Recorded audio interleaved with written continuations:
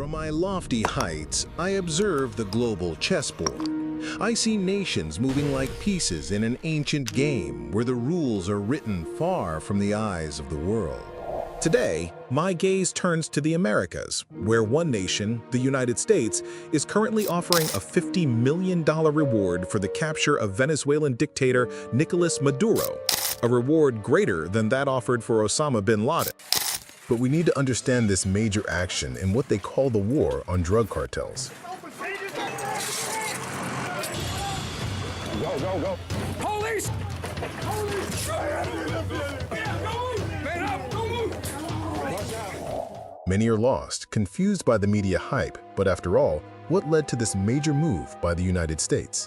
In this video, you will see the developments in the story and the response of the Venezuelan government, which has just mobilized about 4.5 million militiamen across the country, preparing them for a possible war.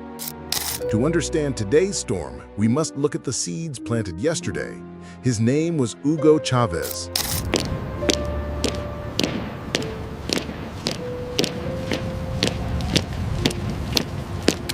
A leader who nationalized oil, the lifeblood of his nation, and pointed a defiant finger at Washington. Venezuela, with the largest oil reserves in the world, ceased to be a reliable partner and became a problem. An ally of Cuba, Iran, and later, a valuable pawn for Russia and China in America's backyard. Chávez's death did not end the game. It merely passed the crown to his successor, Nicolás Maduro. And with him, pressure from the north would intensify in a way the world has rarely seen.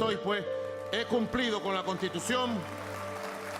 Está certificado mi juramento y desde hoy asumo la presidencia de la República para el segundo periodo, electo por el pueblo 2019-2025. Every war, whether cold or hot, needs a justification. According to allegations, Maduro was directly involved in drug trafficking.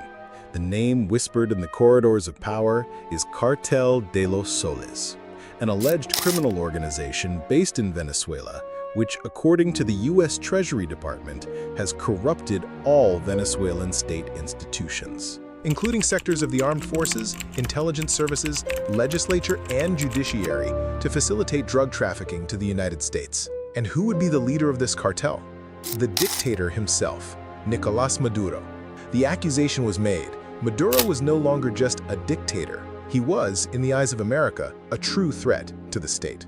Now, on August 19, the United States decided to increase the pressure once again, but not with a new reward, but with the deployment of military troops near Venezuela, including 3 large warships to the Venezuelan coast, surveillance aircraft, about 4,000 Marines and sailors capable of carrying out attacks on water, on land, and in the air. Regarding this new offensive in Venezuela, the message was clear.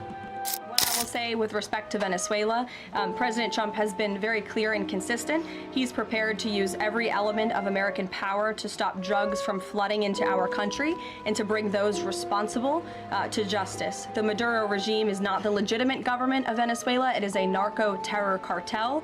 In Maduro, it is the view of this administration, is not a legitimate president. He is a fugitive head of this cartel who has been indicted in the United States for trafficking drugs. Maduro's response was equally dramatic. On national television, he announced the activation of 4.5 million militiamen. Atención de todo el plan de paz es desplegar toda la capacidad miliciana en el territorio y por sectores. Establecer la capacidad de la Milicia Nacional Bolivariana para garantizar la cobertura con más de 4.500.000 milicianos ameliados de todo el territorio nacional. Milicias preparadas, activadas y armadas. Venezuelan militias were created by Hugo Chávez and do not necessarily correspond to military soldiers. In fact, they are ordinary citizens armed and trained who can be called upon to defend Venezuelan territory if necessary. It is as if the militia were one of Venezuela's armed forces. However, there are those who doubt the real effectiveness of militia forces during a war. Political science professor José Vicente Carrasquero stated the following: "It is not enough to put weapons in the hands of civilians during a war, as they would probably be the first to abandon the battlefield." From this perspective, 4.5 million armed civilians would not actually pose a real threat to the U.S. Army. In the same interview, he states, Maduro is in a situation similar to that of Libya in 2011. He is someone who is willing to stay in power at all costs. He knows that if he leaves office, he will be arrested, so he prefers to turn Venezuela into his prison, in the style of Pablo Escobar in Colombia. Their modus operandi is always similar.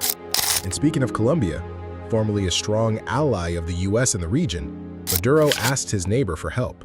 Now with a new government, Colombia has made it clear that it would defend Venezuela in the event of a possible invasion. Recently, Gustavo Petro, the current president of Colombia, stated, "If the United States invades, Colombia will enter the conflict." In his words, the gringos are in trouble if they think that invading Venezuela will solve their problem. They would put Venezuela in the same situation as Syria, only with the aggravating factor of dragging Colombia into it. Alliances have changed. Professor José Vicente's view: if Colombia joins the fray and the Venezuelan militias unite, this would change the dynamics of the dispute somewhat.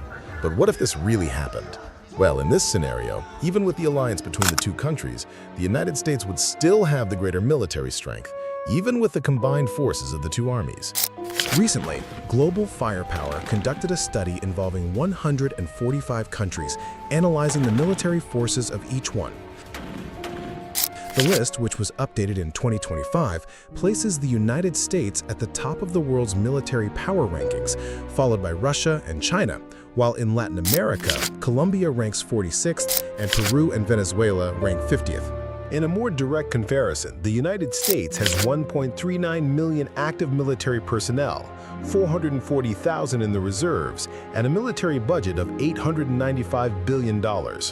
While Venezuela has 109,000 active military personnel and a military budget of $4 billion. Colombia appears on the list with 239,000 active military personnel and a budget of $10.8 billion. In other words, even if they combined their soldiers, weapons, and military vehicles, the two countries would not be able to resist a serious attack by the American empire. The big question is, what are the chances of all this happening? Warships patrol the waters, militias prepare on land, and $1 million reward hangs in the air. The White House claims that Maduro was not a president, but a fugitive cartel boss, and that they will act with full force to protect American national security. According to experts, the chances of this happening are low, and it will be nothing more than a show of force. However, for those who think otherwise, citing the recent direct U.S. attack on Iran, if there is one thing that all political analysts have understood, it is that Donald Trump's actions are, by nature, unpredictable. What about you? Do you believe that this is all a show, a demonstration of strength and power, or that the United States is one step away from removing the dictator from power? Leave your comments below. Thank you for your attention and company so far. See you in the next video.